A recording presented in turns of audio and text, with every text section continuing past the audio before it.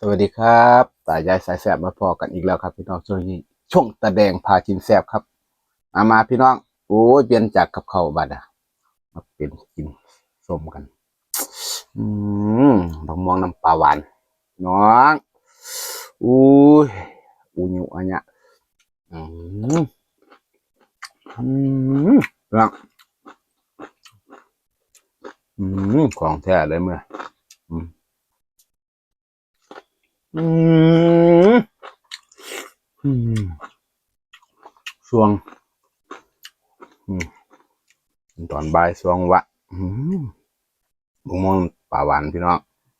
อืม อืมสุดยอดมาก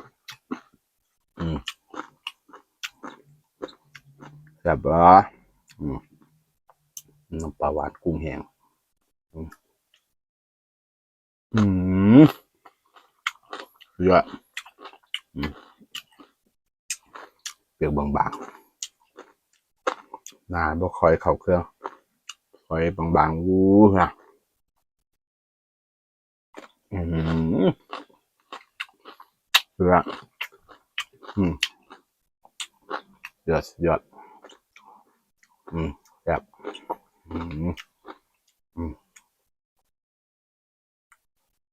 พูดนะอืมผักบัวบานผักบัวพี่น้องอืม